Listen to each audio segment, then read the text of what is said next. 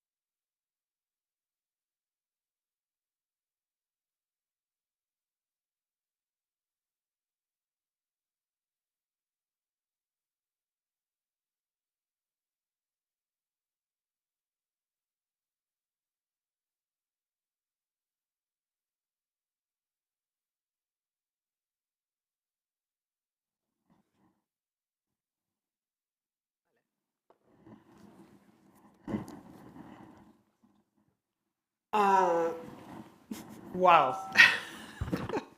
Ara sí. Bona tarda. Com esteu?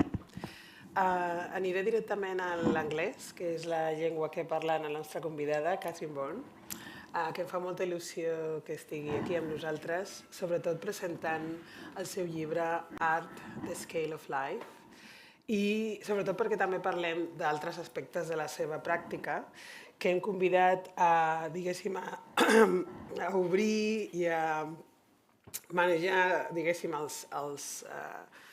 els elements, no? Els aspectes que la determinen dintre del que és el PEI, on són els oasis. Welcome to Barcelona, Kathrin Böhm. It's not the first time that you're here.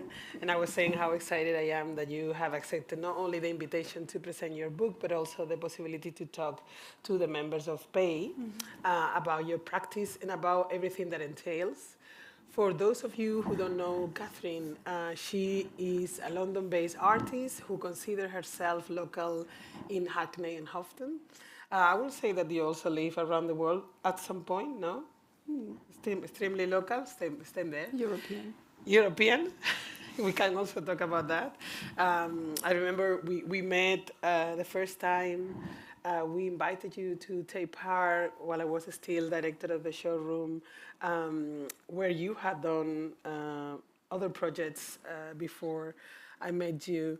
But it was, you came to present within the context of a project called This Is No Longer the Place, that we're analyzing or was hoping to shed some light about what was happening at the time with Brexit, and you came to present your project, Keep It Complex, Make It Clear.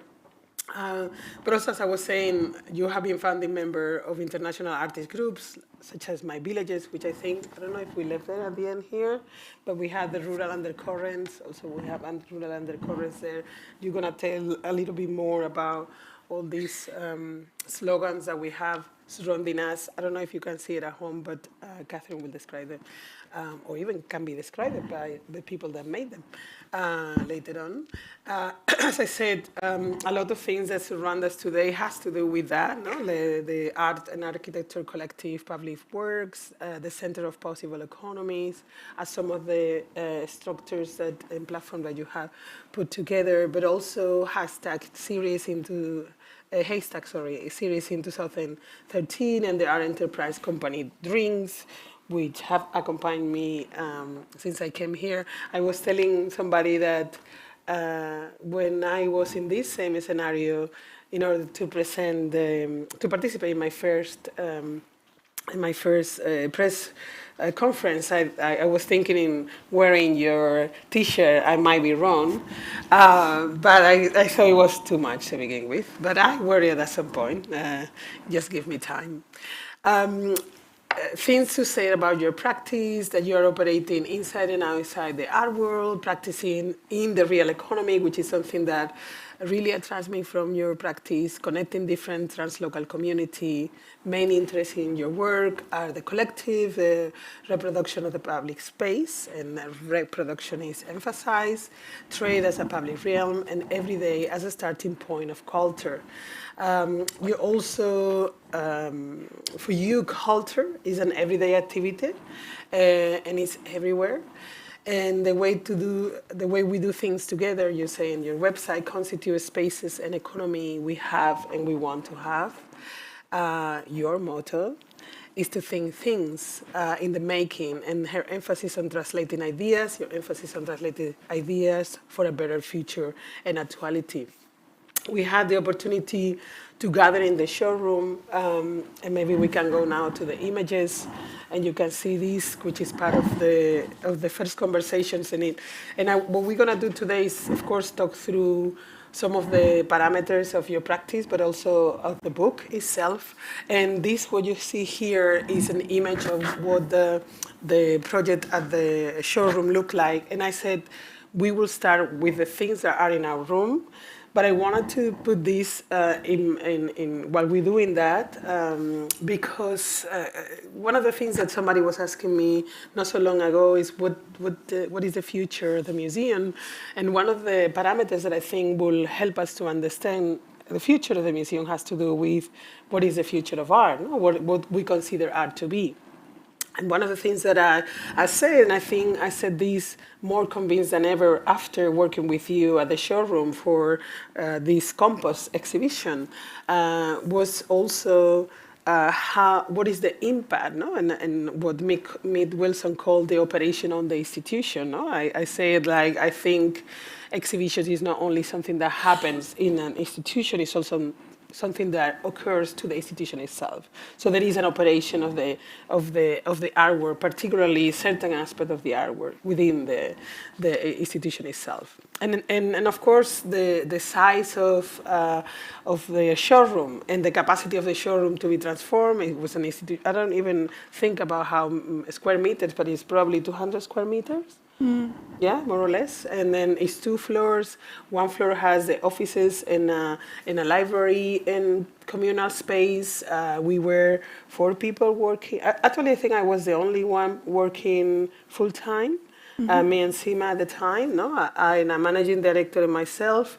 Then there were 4 other people working with us part-time, and then up to 20 people working in 0 contract hours, as whether it was front house or whether we're working with us in the maintenance services, or also working as installation workers, where in general we're also younger artists or artists that were doing other projects on the side.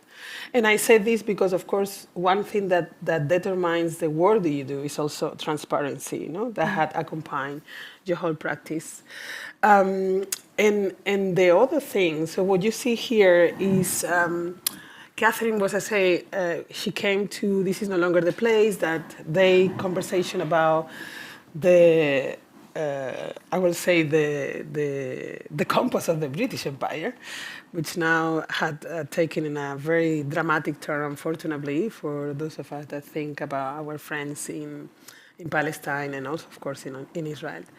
But what I think is interesting is also the way in which you came to me a few weeks or months later and said, you know, I don't want to do another project. I want to do a pile. And the conversation about the possibility of bringing together an artist's practice, no? This is those posters that are somewhere here. Appear, and the beauty, and I was saying to her, it feels weird to do this presentation without slogan and poster and things everywhere, no? Because I think one of the most, for me, the special aspect of our role as curator is the possibility of engaging with the artist in a moment of extreme vulnerability, right? Which is the studio, a moment of empowerment, but also extreme vulnerability, no? And the studio, and doing a studio visit is something very, well, you tell us later, but I feel, no, it's something very, you open up to something very intimate. So I take my time and I like to see, and I remember you were incredible, like with all these papers, and you were telling me, we will do this and that, and I was like completely mesmerized.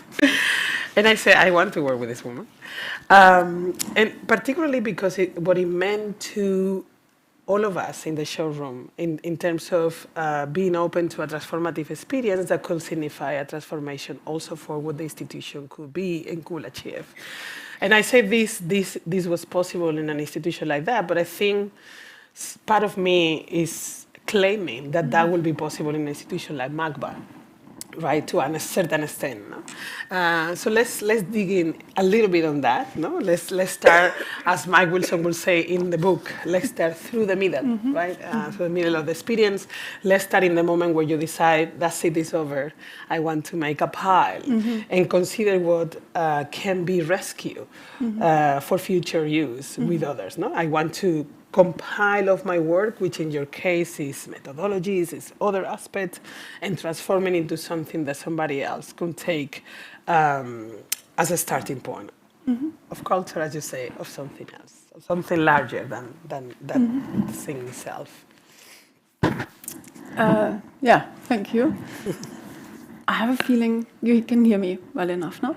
Yeah, so there are those 2 posters. I don't want to do another project. I want to make a pile. Sometimes misunderstood. It was a slogan I made for myself in the studio. It was actually a private moment of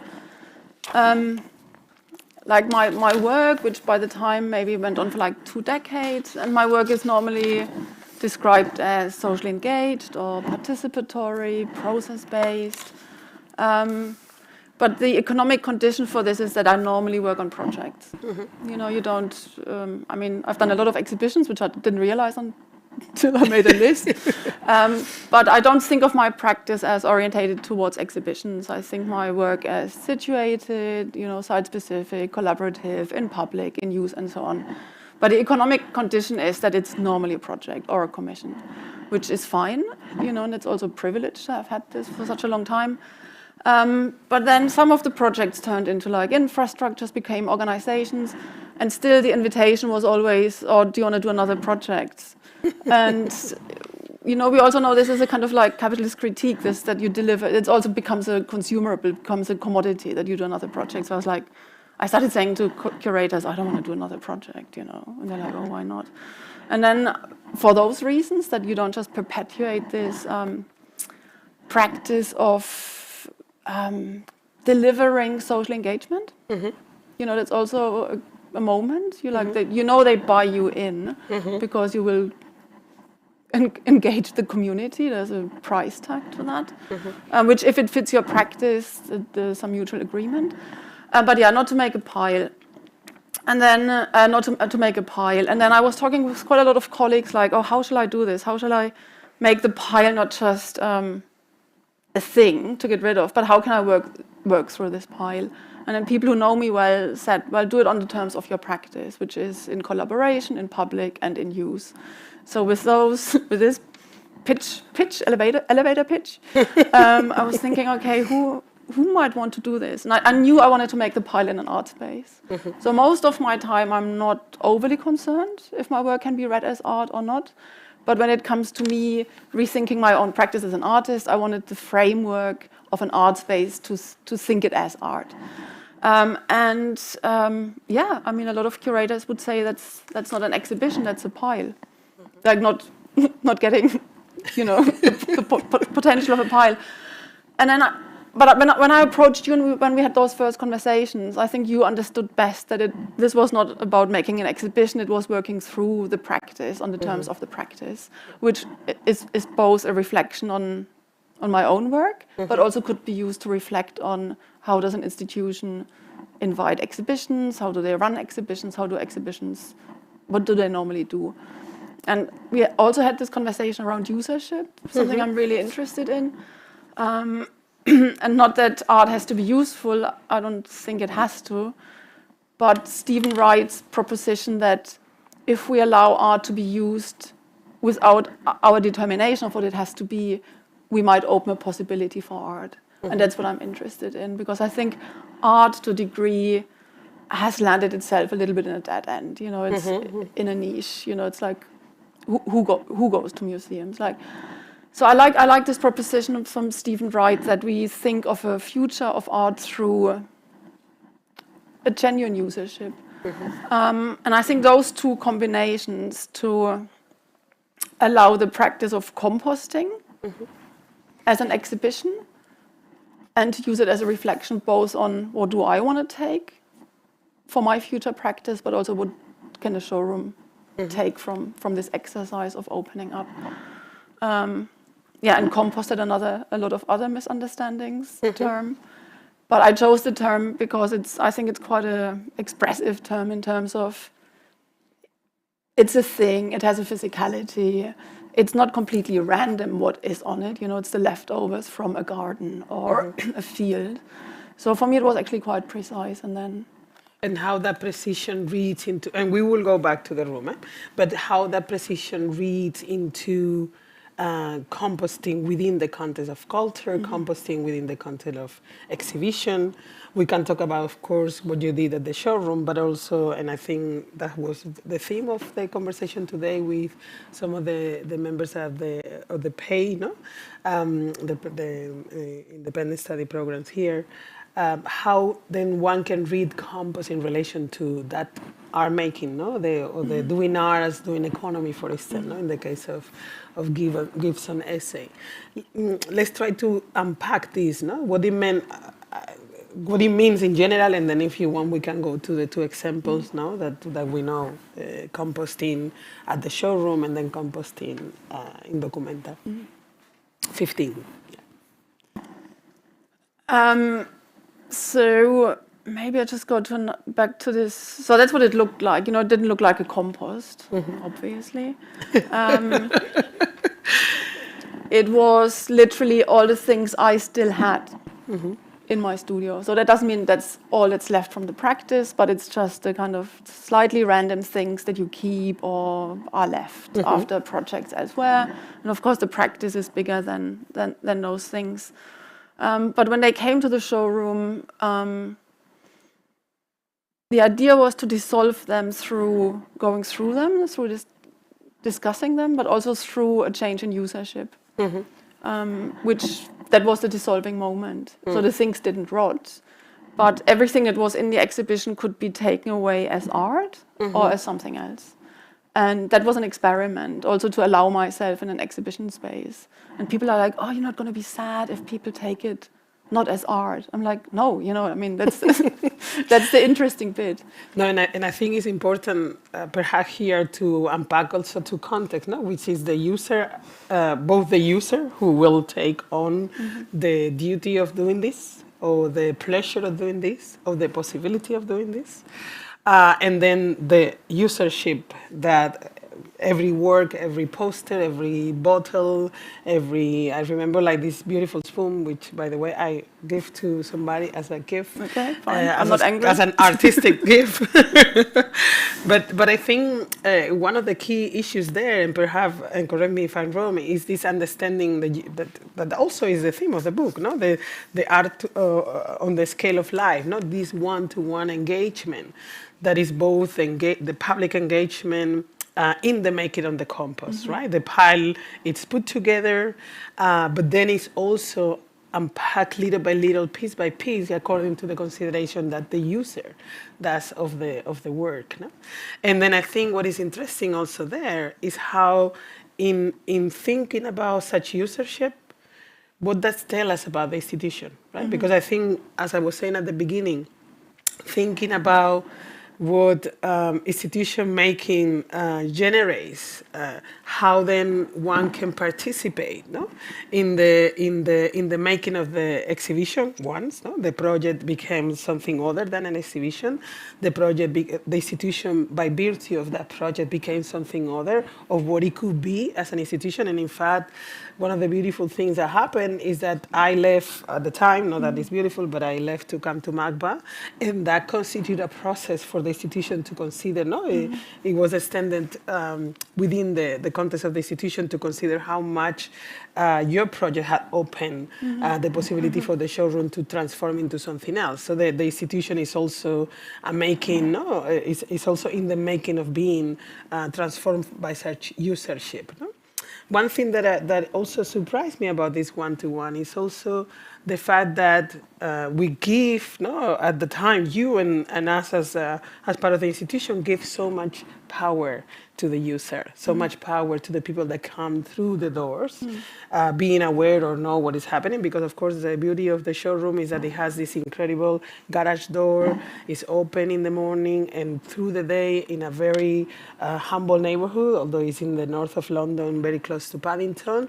We are surrounded by some of the most humble wards in the city, and the communities are very diverse, and sometimes, of course, you have people that are going to Marylebone or some other places to see exhibition, no? Particularly during the freeze time is somewhere close. But also you have people that do the regular, the everyday things as a departure. And the engagement with these communities, which will consider, this is a good, whatever, what is this, hibiscus drink, or the bad cola, which we talk later about what that means. No? But and then could drink it, sit down, go through things, prepare posters, do slogans, and be part of the conversation, whether there was one or not. That capacity of the institution to go through it, as part of its own transformation, to me was very precious.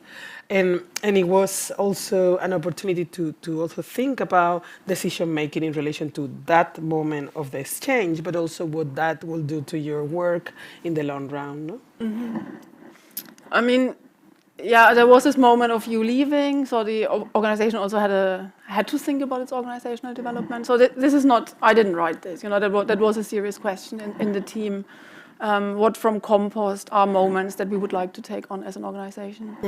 And yeah, to keep this shutter open. I don't have a photo, I don't know why, but it is really this massive, it's like a garage door. You open it, and the space is open, which is a huge advantage. And I think that's not done so often. You know, normally you have to still ring a bell and enter a gallery, and that's even I'm, you know, like even art people are intimidated. So that was beautiful. So that was one of the suggestions, to just keep the shutter open. But we also used Compost to do quite a lot of internal organizational workshops around what is the next step for the gallery. And the showroom in London always has been seen as like where you launch a certain career, or like where you show the latest artist. That was definitely not me. Yeah? So the team at the time was small enough and said, we actually want to change the mode of operating. We actually want to work much less around exhibition making, but around our values, about how we organize ourselves as an organization. What is an exhibition? Do we need so many? And that was happening in parallel to the exhibition, but behind closed doors, to protect the team. Yeah, I mean, there was then a change in direction from the board, but the team at the time wanted to keep a much looser framing of the space. You know, not this like 3 exhibitions a year, press releases, to have it more determined through usership, which I think the whole movement around the Constituent Museum has established already anyway. But I think on an organization level, it's still a different practice, you know, to not have the structure of exhibition, to see what happens through the use of the space. So it was a great time to think it through. But I was thinking now that you say, no, like there is something, and you talk about socially engaged, no, to develop projects in which people are participating in a certain stance or questioning. No, I remember clearly so many museums or initiative or projects or ideas of intervening a sort of institutional critique, no, from the perspective of the non-participation. You remember that there was a time where that was happening. But I see this as something other than that, as something much more deep, in the sense that how it could affect the making of the institution, as it happened with the showroom, but also to consider institution building altogether, as perhaps what happened in Documenta, if I'm not mistaken. I don't know if you can take us through it. I don't know if you have any images, but anyway, to take us through what it meant, for instance, to consider compost as something that could perhaps take into consideration also Lumbung. Yeah, I mean, we talked about Lumbung a lot today. I think what was different in our relationship here, but what also was the fundamentally different situation in Kassel, was that Ron Grupa didn't commission artists. You know, it was a peer-to-peer event, which I think sounds very of course, but often doesn't happen. So I think that sets a fundamentally different situation, no, for how you meet each other. You don't meet each other as commissioner and invited artist. You meet as peers, which makes this idea of collaborating and together changing structures a different starting point. Did we compost? Yeah, suddenly compost became this very popular word. Yes. I also stopped using it. We composted knowledge there was one working group at Lumbung Documenta which was called Composting Knowledge, which was organized around those same principles. Let's see what people bring. Let's see through a process of together, working it through where we can go with it. But I think this fundamentally different relationship between an institution and the artist as a peer-to-peer, that's what I would think is similar between what happened at Compost and in Kassel. Before I change the subject completely, do you want us to walk through some of the making or some of ideas in relation to what we can see in the room, made by many, I mean, and others? Perhaps it's time to talk about the Iceberian economy, which I don't know if maybe you have been also discussing these days. Yeah, I think the made by many is, it's also the back of the book, the spine of the book, and that's how I work. So when Mick Wilson invited me to do a book about me, I was like, not done that. You know, I normally I work as a collective. It's a message. It's my identity to work. I mean, everything is done by many, but also to emphasize that. So Mick's invitation at the time was to say, look, it could. I mean, don't put words in his mouth. But he said it's quite difficult to understand what you do. So I go back to this cloud. Sorry, I hope I don't make anyone dizzy. For me, it's completely clear what I do, because I know what I do every day. But for others, it's not necessarily clear how this is art or how I can do so many different things. It's a mess for a lot of people. So Mick's idea and invitation was also to frame it in a book, to actually bring it together as one possible practice of one person, even though it's mainly collective.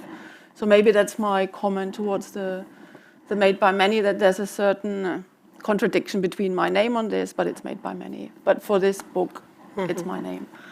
Some of the other posters have happened today in the workshop. You probably have to explain them yourself. I don't. Do we have a mic in the room so we can invite some of the makers of the poster to talk a little bit about it? So now I'll make everybody go dizzy again. And then there's another moment. That's a good one. So I think this. We talked about it today as well. This tiredness amongst artists, that all those radical ideas are used for shows, but not to change the organization.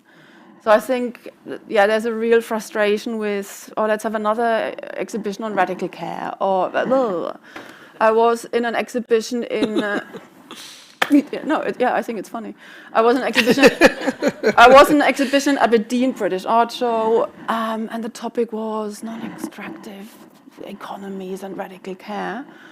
And then someone from Aberdeen rings me and says, Kathrin, it's in the BP-sponsored gallery. I'm like, you must be joking.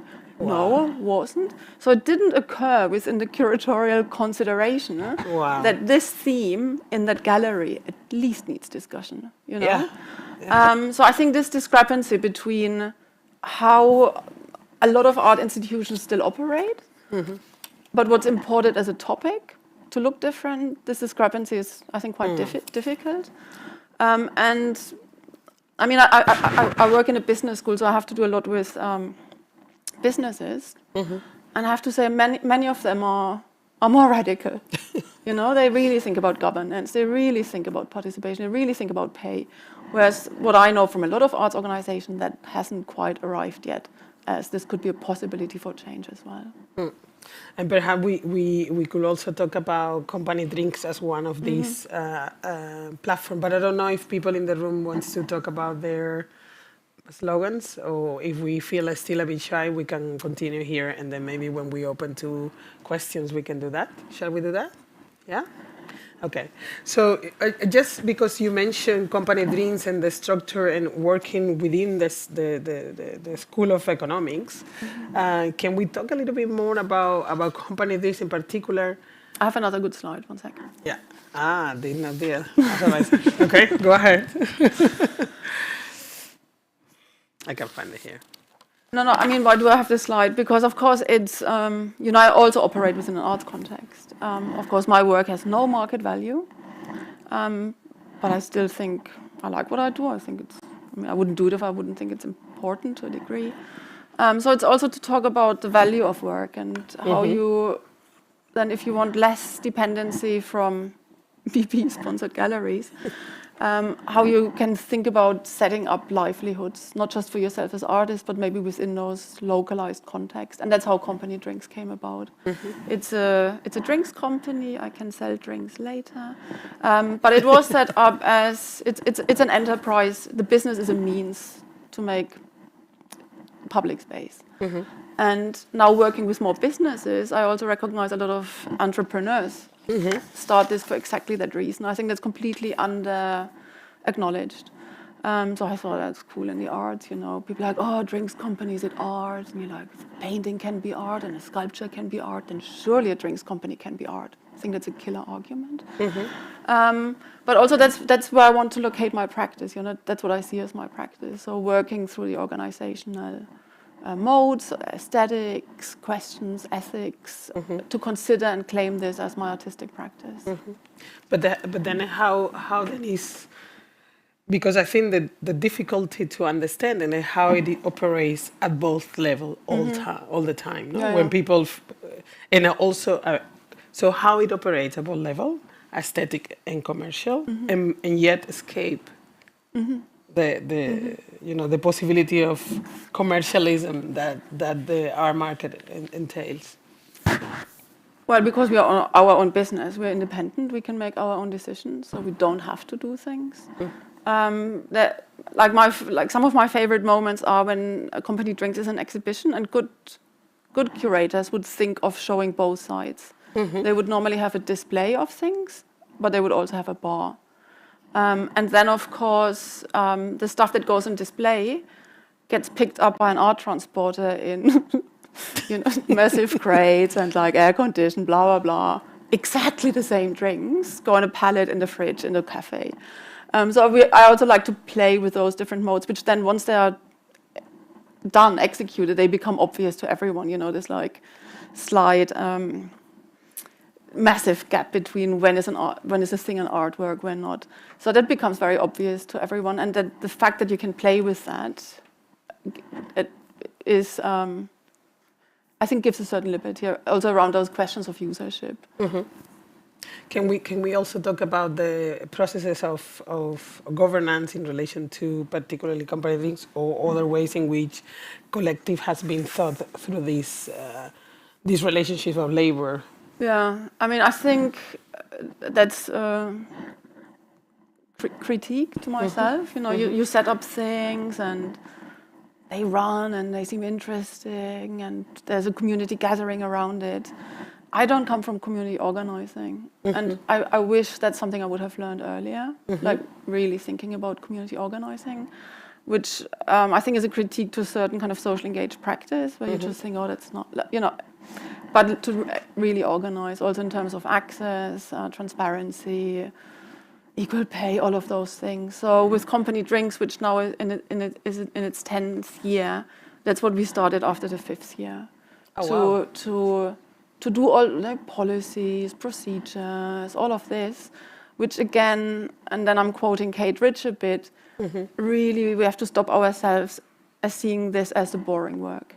Because I actually think that's where the work is. She called it radical admin, fun with Excel sheets to a degree. But I think that's also the discussion when I just met Arts Collaboratory in the Netherlands. Questions around who we work with, why and how are probably more interesting and important as the what. And to claim this work as important work, which can be part of your practice, but maybe more reproductive care work, but not to sideline it as, has to be done, but actually the kind of core of the work. The making of the pile also implies certain methodologies that are also incorporated into the work, as things that one can use in a way. But also, like, there's another level of invisibility of this work, which we know from feminist critique, that all the care work, is undervalued and underrepresented and so on. And then perhaps it's also a good moment to talk about something I was reading, some of the references, and I know you're very, very close, and we have a conversation during the time of the exhibition with Kathrin Böhm about the Iceberian economy that has also to do with Made by Many.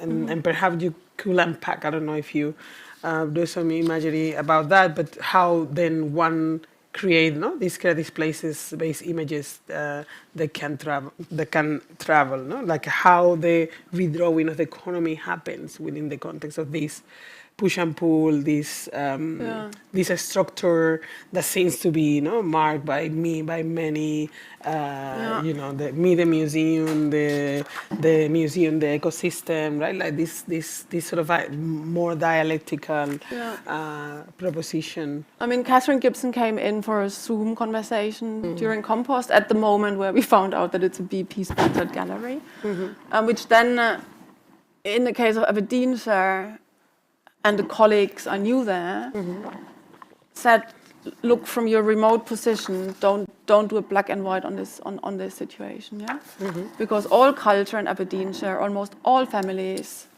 have a connection to oil. It would be quite divisive to say yes or no. So I think then Kathrin Gibson came in. I mean, it's an ethical question of a museum what funding they accept, but to generally raise the issue of the oil economy and the dominance of the oil economy in Scotland is complicated. So then Kathrin Gibson came in with this talk around the interdependence. You know, that if we think of the economy, and in that case, and the oil is a very visible and dominant and capitalist one, and we know of all the other economies, how can we think ourselves not as anti but interdependent and strengthen our positions in order to change the dominance over time? And so that was a conversation at Compost, and then one that actually continued in Aberdeenshire in other formats. And it was recognized as a useful opening up of a space to bring different voices in to talk about oil and oil dependency of the entire community in that area. Yeah. Amazing. I love to hear from guys in the room about their slogans. So I don't know who is the first brave to do so. And perhaps you can tell us a little bit in the context in which you have invited them to bring the slogan to the room. Well, we do different exercises. You know, we're drawing and redrawing economies, but we also play with slogans in this context of keep it complex, make it clear. So yeah. Which can you remind us a little bit more about that project on Brexit, particularly? Right. If we Who must. really wants to talk about Brexit? No one. No, I don't want to talk about Brexit, but what it meant. It was in the running up to Brexit. It was an artist-led campaign, a Remain campaign. Under the slogan, keep it complex, make it clear. Like, I mean, it says on the tin what it does to keep up a kind of conversation that has space for more complexities, but be very clear about our position at the end of the day. Also not as socially engaged artists to get confused with not having an opinion. So that was a group, a very loose group, not identified with names, which just ran a networked campaign in the run-up to the referendum. We all remember, like I remember that day. And then on that day, we were like, oh shit, yeah, okay. And then we kept together for 3 years, more organizing around the wider issues of like migrants and culture and, you know, other political topics. The group dissolved during Compost. It was also the perfect moment. That was a real dissolvement moment. We just as a group felt there was no need for us to exist because we all worked in other settings. Yeah. That was a warm-up for those of you in the room. Don't ask me to to call you in, but I love to. You. Yeah. Do you wanna? You wanna go? Everyone is putting pressure. Yeah. You have the biggest poster. Exactly. Do you want? Well, No, I mean, we wrote those you have to read it statements or because slogans. perhaps we cannot make it seen for. I was gonna first contextualize. Okay, brilliant. Well, the slogan says "Todo necio confunde valor y precio." We were just asked to write these slogans. Well, in the context of we've been working with Kathrin for 2 days in these ideas of diverse economy and other economic models, and then within her work, this paper that or this role that acquires the making of images also to be able to circulate different models and ideas, which is tied together. And I guess like the use of slogans is part of this circulation of knowledge. And I just choose that one because it's not really a traditional slogan, it's just like a saying, like a traditional saying about economy, but I thought it could fit some of the ideas we were just discussing. And then there is a traditional saying, and it has to do with the confusing value and price somehow. So for me, reflected a bit this idea of either we usually think about economics in the economic terms of within the capitalocentric idea of economies, but economy is a way of trading and also taking care of each other. So that value doesn't have to be exactly monetized. So I just thought that the slogan would work in those contexts. Thank you. Anyone else?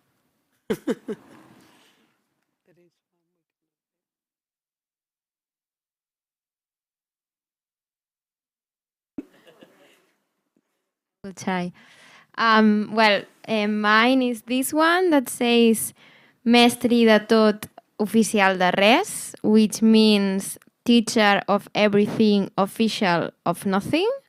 And in fact, I was looking for typical sentences that are said. I have to say that I have not said this, so it was not common for me, this sentence, but I like this kind of revisiting these sentences that are traditional, but looking sometimes in a contemporary way, so you can understand the other way of things that somehow we're saying something. But in that case, I was thinking on this kind of artistic economic, where sometimes like the work you do is not really the word is paid, and yeah, like this kind of doing, and what is official and what is not, and what is really your job and what is not your job, and yeah, that was the. Yeah, I can continue. Mine is el trabajo y la economía son la peor lotería, which means the work and the economy are the worst lottery. It's a sentence that already exists, but the original one, it's the best lottery, and I changed this word. I don't know how to explain it. It was more like an impulse. We just have a small time to do this, but for me, the meaning was on the idea like the lottery is something that you may not have, may not win, but in this case, put the work and the economy at the same level of lottery, and imagine which is something that you can have, or you could have, or you could win. And I don't know. I was thinking that it's something tricky. Yeah. ¿Alguien más? Another thing that perhaps, thank you everybody. Another thing that perhaps is interesting, I don't know if you want to say something about the slogan or the reason for it, but I thought in relation to composting and what it means. So at the same time we were doing, an approaching to the archive with curiosity, remember, which was a part in which we were looking at the work from the perspective of what can be archived in a way that wasn't, so usership take a different turn, and I don't know if you want to talk about it, but I feel like can we talk about composting as archiving, or can archiving can be composting to an extent, no? And what is the difference between what was happening in the room in terms of the exchange with users, and then what was happening in a part of the room where your archive was being made. Yeah, I think compost seemed a doable way of handling the pile, where you can let go of having to categorize too far, where you can deal with the mess a little bit without immediately organizing it, where you let it set and see what happens. I mean, when it came to the book, obviously, it has an index and pages and chapters to make it readable and accessible. But those were questions of accessibility rather than wanting to categorize. But in the compost itself, this like meaning could be given to things through who engaged with it. So I like that tire image because that tire, it's a very beautiful tire, and it has been in many exhibitions. And this tire could have gone in a collection as a sculpture, but it went to a playground. And I think that's also how we handled the material to a degree for the book. Like letting go. Not trying to make too much sense of it. The book itself is meant to be a mix between a critical reader, documentation of the work to a degree, and an artist book. So also to actually mix methodologies of quite expressive, quite analytic, and documenting. So, yeah. I wonder what does it mean. So I know we have been discussing about this to an extent. Like at the end of the day, a book is a book. At the end of the day, the institution is the institution. But how do you hope for the word to affect both? No, I think the level of affection in the institution was tried out at the showroom to understand, no? And some of the methodologies I keep it, underneath my drawers in the office. So maybe one day we can change through a different kind of usership, through a different kind of conversation, Macba altogether. But also here, no, like as part of the book, what is the usership you hope to change in terms of like the book as the object, but also the possibility that I have as a reader to engage with the book? Big question. In that case, I really have to give some of the responsibility back to the editors of the book, because the book ultimately is determined by Mick Wilson and his invitation to make the broad range of work accessible. And so the readership is mainly artists, it's mainly within the art scene. I think it's to say that you can have those very multiple positions throughout your career, and they don't contradict each other. I'm very interested in hard edge abstract painting. No, really. To like allow this as a position. So I think maybe that's the use of it, or at least it was the intended usefulness from Mick Wilson. Amazing.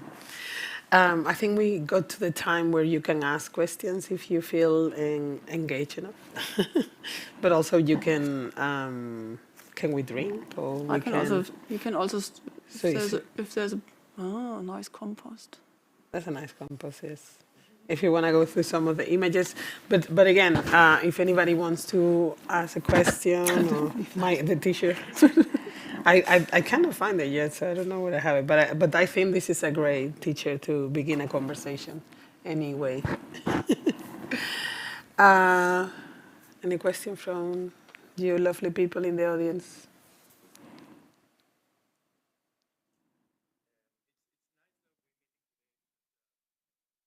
Wait. Yeah, sorry. Thank you.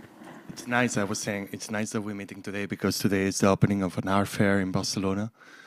So it's good to be here, like, in another...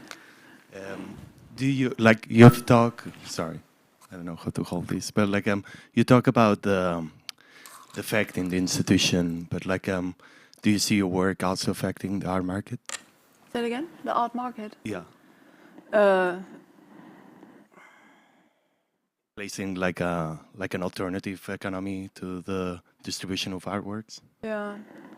I mean, I think the iceberg, again, and some of the thinking from Gregory Cholette around dark matter, if you know the iceberg is the 1% and then it's the iceberg of all the other art worlds. And I think this shift in language already from art world to art worlds is an important one. So I think the art market is mainly important to a certain percentage of artists. Yeah, I think the value that's created there is not. I don't know in percentage terms, but I don't think it affects too many of the, let's say, black matter. So the market is just the market, and the market does what it does to a degree. What I would say within art education, there's a danger. Like there's no other economic future possibilities for people who study art. It's this idea that you need to find a commercial gallery and then it will be fine. And of course, I think that's wrong, just in terms of looking at the actual reality of things. So the market does things, you can use the market. I think, again, Lumbung was interesting to see what the market does. I obviously went into Lumbung and wanted to bring stuff on the market. So I think it is an interesting discussion to think of what of my work can become a commodity and enter the market. But the actual fact is that very few of us have this opportunity to even think about it. So I think unless the market opens up much broader, but as it exists at the moment, I can't, I have nothing to do with it. I mean, we run a bar at Freeze, but it's pathetic. It's really funny because we're like, oh, we can sell beer for like €8 because it's Freeze. But I mean, our profit is less of the value of everyone's handbag. But we are there also to play with this idea that art can take different roles. So at Freeze, we are a caterer. we run a bar, we make enough money so it's worthwhile. But otherwise, maybe I also misunderstood your question. No. I think that's actually. But I don't, the market. I don't mind. I'm not. It's fine. I think it's just if we can't think other than market, if we can only think market, that's the problem of our economic thinking, that we can't think economies away from the market. And I was talking to Monica today, who is here, and of course the comments, anything that's organized away from the market is a much more resilient and sustainable forms of sourcing and using resources. So I think in economic terms, the not market economy has to be taken much more seriously as actually a functioning model. I was thinking now in the book there is this incredible essay, and I was happy that you mentioned Gregory Cholet, Gloripedia of Socially Engaged Art, because it's also something that has to do with some of the things that you were talking about. And then they are collecting an essay of the lexicon definitions from this larger from his later work, which is the process of being compiled. It's in the process of being compiled by him. I don't know which how far is the process yet. No, with the members of them, a collective made of Agatha Kraflov, Karl Lorak, and T.J., which I think I've also familiar to me for other reasons. Anticipating completion is 2066, I love it. So I don't know how much, I really like the Gloripedia of Social Engaged Art. I think was one of my favorite part. It talks about activists, art, authority, bare art, dark matter that you mentioned, mock institution, monumenticide, participation and authority in relation to participation, surplus, phantom archive, all of these, as a way to also address your practice through certain concepts, but also to bring in, because I think as much as affecting, so we have this complex engagement that you have one-to-one, one-to-one with the user, one-to-one with the object and its usership, one-to-one with the institution in its institutional building, one-to-one with art and our market, one-to-one also to the theory that help us or not to try to deal with your practice, because it is as convoluted as we have seen during the past hour. But I want us to, if we can, and if nobody is asking any other question, to see also how you feel within this, because I feel like, to me, the term socially engaged art sometimes feel reductive when we talk about the work you do, and is engaged with something other than everything that happened in a traditional art scene. So I don't know how you feel about what will be the best way to describe it. I can advertise another product here. I mean, I've worked a lot with institutions, there's no, I have. But I mainly work within networks and collectives away from institutions. And so Kuba and I have been thinking about, okay, if we think of this as like interdependent art worlds, like what would be our values? What are we working towards? And so we kind of also during Compost started sketching a compass towards interdependent art worlds, and that was thinking through specific terms that we want to deal with, like let's say economy, but then the compass works so that there's a term that's the outwards message and a term that's the inwards message. Having in mind that if the concepts are sometimes too big for the inwards organization, we overwhelm ourselves. We can't fulfill them.